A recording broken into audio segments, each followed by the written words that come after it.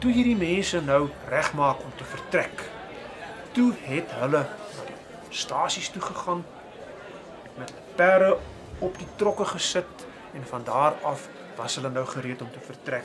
En Roland Skikkerling vertel kostelik in sy herinneringe hoe hy sê, die middag van 4 Oktober 1899 het ek gestewel en gespoor met 'n Mauser en 'n blink bandelier vol patrones in die spoor waar Braamfontein Johannesburg gesit, gereed vir die vertrek na die Natalse front.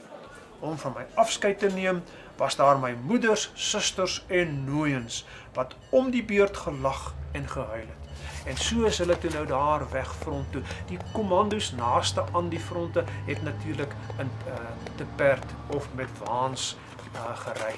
En as hulle dan nou so by 'n kommando aankom, was dit 'n aantreklike gesig gewees om vir die eerste keer 'n boerelaar te gewaar. Een ou Jan Meyer vertel, wat 'n konglomerasie van mense en voertuie en diere.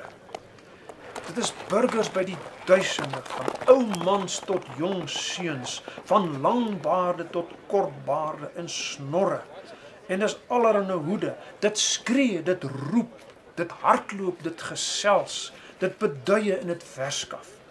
Oral staan groepies in drukke gesprek. Daar is beeste en perde en muile en esels en skape by die duisende. En nog kom dit aan. Die burgers te perd, opgestapelde waans, volgepakte perdekarre en oorgelaaide treppies.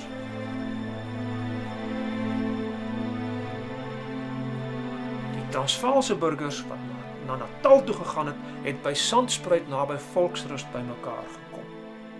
En daar het iemand soos Denys Ruits gou agtergekom dat hulle misgis het, want hulle het gedink, ag nee wat, ons veldkornet het net vir ons gesê, kos vir 'n paar dae, en hier kom hulle toe aan op Sandspruit en die organisasie is in 'n chaos.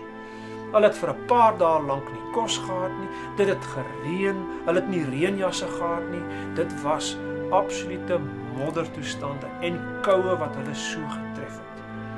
Glad nie aangenaam. Daar was party manne wat nie op kommando wou gaan nie, en hulle vrouens het probeer hulle loskry. Ander het skielik met doktersbriewe met hartkwale opgedaag. Maar daar was baie burgers wat gesê het, nou gaan ons vir ons vryheid geveg. Ons gaan die Engelse in die see jaag. En so het hulle gereed gemaak vir hierdie groot stryd.